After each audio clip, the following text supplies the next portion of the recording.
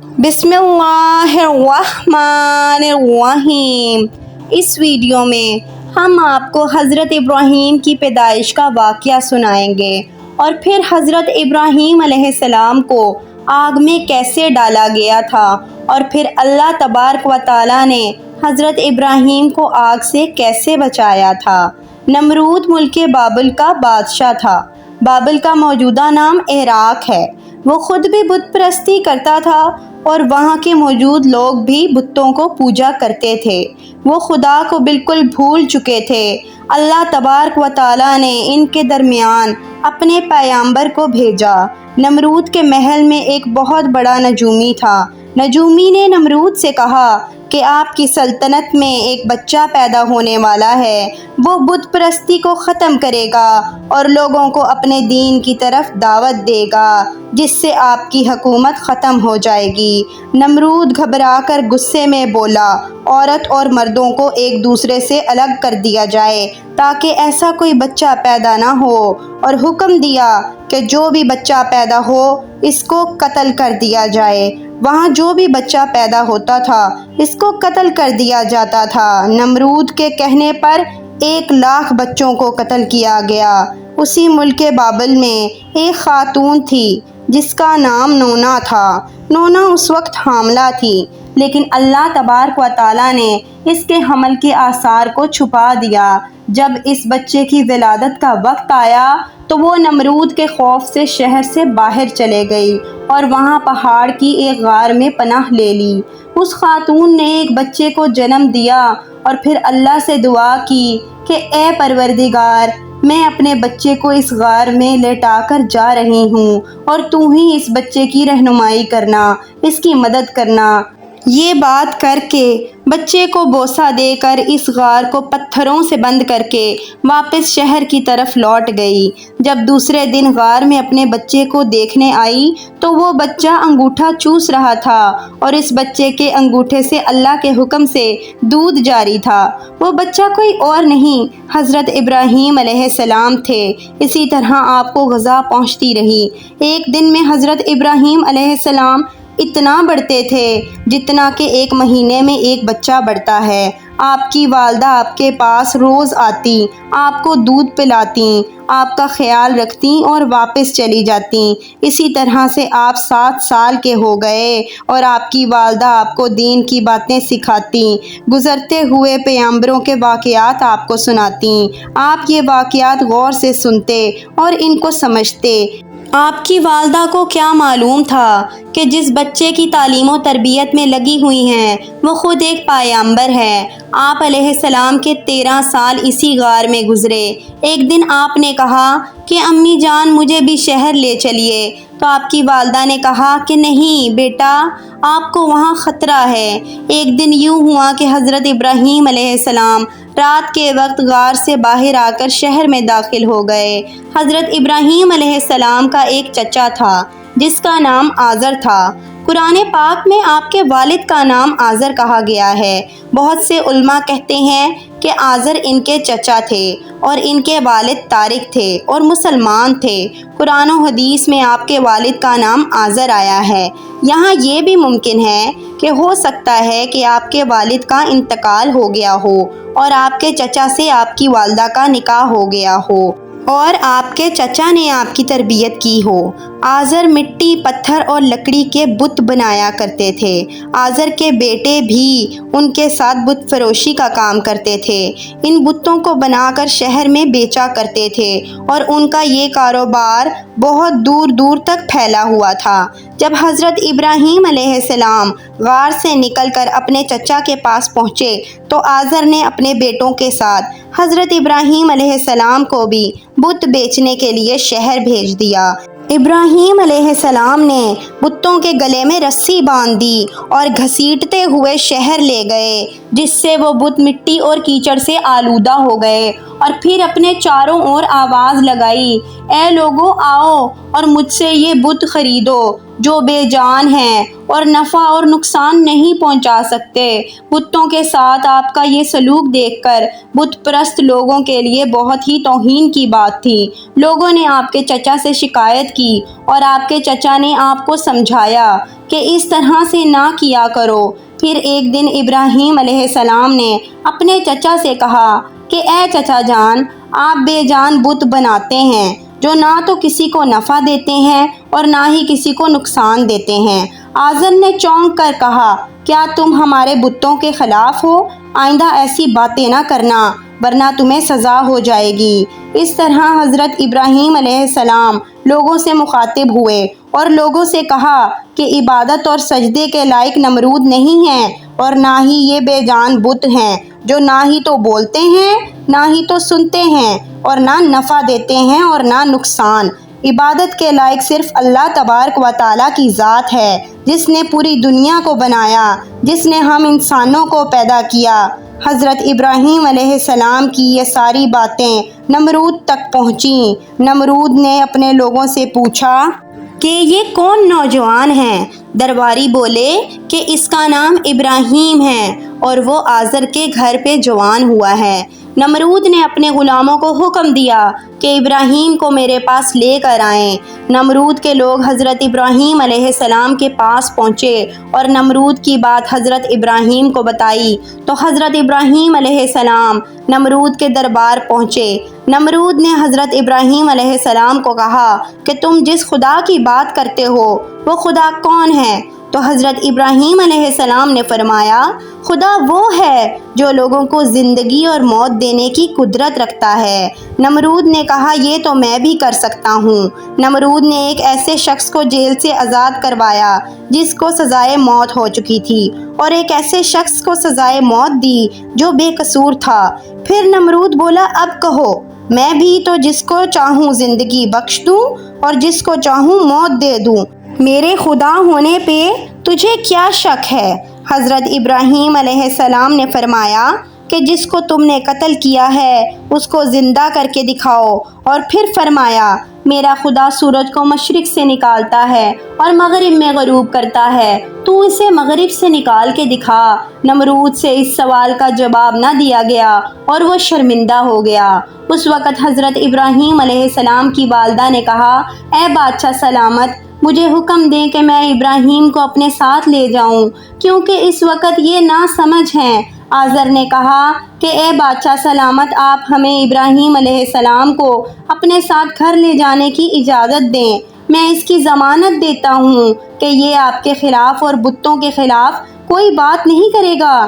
نمرود نے کہا کہ میں تمہاری خاطر اس کو بھیج دیتا ہوں، لیکن اس نے آئندہ کوئی ہنگامہ کھڑا کیا تو میں اس کو زندہ جلا دوں گا۔ حضرت ابراہیم علیہ السلام کا دین مضبوط تھا۔ گھر آ کر اپنے چچا کو کہنے لگے کہ اے چچا جان، آپ ان بتوں کو پوجا کرتے ہیں جو نہ ہی تو بولتے ہیں، نہ ہی تو سنتے ہیں اور نہ ہی کسی کو نقصان پہنچاتے ہیں اور نہ ہی کسی کو فائدہ دیتے ہیں۔ آپ اس کو خود بناتے ہو، خود پوجتے ہو۔ آزر یہ بات سن کر غصے میں آیا۔ آزر کہنے لگا، اے ابراہیم، میرے گھر سے نکل جاؤ۔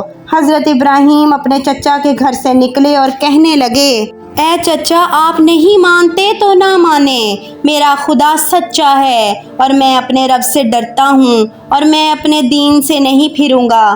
حضرت ابراہیم علیہ السلام نے اپنے چچا کے گھر سے نکل کر اپنے رہنے کی جگہ بنائی اور اللہ تبارک و تعالیٰ کی عبادت کرتے رہے اور لوگوں کو ان بتوں کی گمراہی سے بچانے کی کوشش کرتے رہے۔ ملک بابل کے لوگ ہر سال ایک عید منایا کرتے تھے اور بتوں کو اکٹھا کر کے پوجتے تھے اور اپنی روایات کو انجام دیتے تھے اور پھر شہر سے باہر چلے جاتے تھے۔ پھر کچھ یوں ہوا کہ وہ اپنے بتوں کو چھوڑ کر شہر سے باہر چلے گئے اور حضرت ابراہیم علیہ السلام شہر میں اکیلے رہ گئے۔ حضرت ابراہیم علیہ السلام نے دیکھا کہ بت خانے میں کوئی نہیں ہے، بت خانے کا محافظ بھی نہیں ہے۔ حضرت ابراہیم بت خانے پہنچے تو بت خانے کو بہت ہی شان و شوکت سے سجایا گیا تھا۔ پھر حضرت ابراہیم علیہ السلام اپنے ساتھ کھانا لے کر آئے تھے۔ آپ نے کھانا ان بتوں کے آگے رکھا اور کہا کہ یہ کھانا کھاؤ۔ تو حضرت ابراہیم علیہ السلام نے فرمایا کہ تم بولتے کیوں نہیں ہو؟ کھانا کیوں نہیں کھاتے؟ کھانا تو تمہارے آگے رکھا ہوا ہے۔ دوسری بار پھر ایسا ہی کہا کہ کھانا کھاؤ، لیکن بتوں کی طرف سے کوئی جواب نہ آیا۔ حضرت ابراہیم علیہ السلام نے اپنی کلہاڑی اٹھائی اور ایک طرف سے تمام چھوٹے بتوں کو توڑ دیا۔ ایک بڑے بت کو چھوڑ کر اس بت کے کندھے پر کلہاڑا رکھا اور بت خانے سے چلے گئے۔ جب شہر کے سارے لوگ واپس آئے اور بت خانے پہنچے تو تمام بت ٹوٹ چکے تھے۔ ایک بڑا بت صحیح سلامت موجود تھا۔ لوگ حیران پریشان ہو گئے کہ یہ سب کس نے کیا ہے۔ وہاں پر کچھ لوگوں نے کہا کہ ایک نوجوان ہے جس کا نام ابراہیم ہے، وہ بتوں کی برائی کرتا ہے، ہو سکتا ہے کہ اس نے ہی یہ کام کیا ہو۔ وہ سارے لوگ حضرت ابراہیم علیہ السلام کے پاس پہنچے اور کہنے لگے کہ کیا تم نے ہمارے بتوں کو توڑا ہے؟ تو حضرت ابراہیم نے بڑے ہی اطمینان سے جواب دیا کہ یہ سارا کام اس بڑے بت نے کیا ہے۔ اس بڑے بت نے اس چھوٹے بتوں کو توڑا ہے۔ دیکھو اس کے کندھے پہ کلہاڑا بھی ہے۔ وہ لوگ کہنے لگے کہ یہ بت کیسے توڑ سکتا ہے؟ یہ تو پتھر کا بنا ہوا ہے، وہ نہ تو بول سکتا ہے۔ بس اتنا ہی کہنا تھا کہ حضرت ابراہیم نے فرمایا کہ بالکل صحیح کہہ رہے ہو، یہ بول نہیں سکتا، بولنا تو دور کی بات ہے۔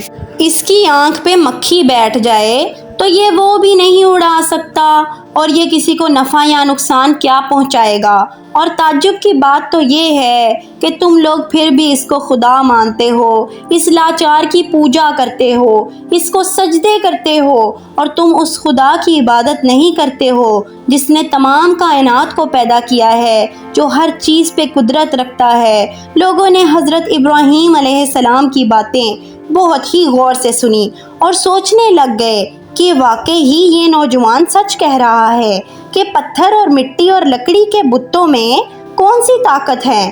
ان میں سے ایک شخص بولا کہ تم نے ہی ہمارے خداؤں کا ستیہ ناش کیا ہے۔ آج اگر تمہیں چھوڑ دیا تو آج تو تم نے ہمارے بتوں کو توڑا ہے، کل تم ہمارا بت خانہ ہی توڑ دو گے۔ وہ شخص نمرود کا بھیجا ہوا تھا۔ وہ شخص کہنے لگا کہ ابراہیم تمہارے لیے سزا یہ ہے کہ تمہیں زندہ ہی آگ میں جلا دیا جائے گا۔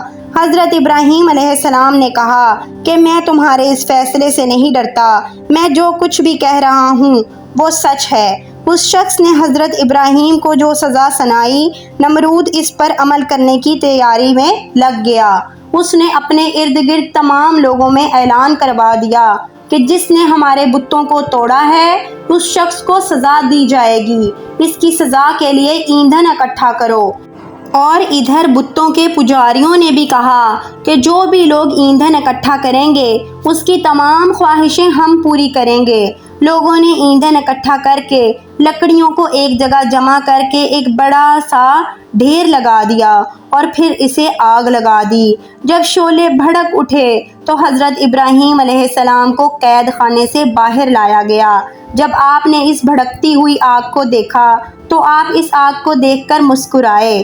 حضرت ابراہیم نے اس مینار کو بھی دیکھا جو میدان سے کچھ ہی دوری پر تعمیر کیا گیا تھا، جس میں ایک خوبصورت کمرہ تھا، جس کمرے میں نمرود کے ساتھ اس کے وزیر اور بشیر بیٹھے تھے۔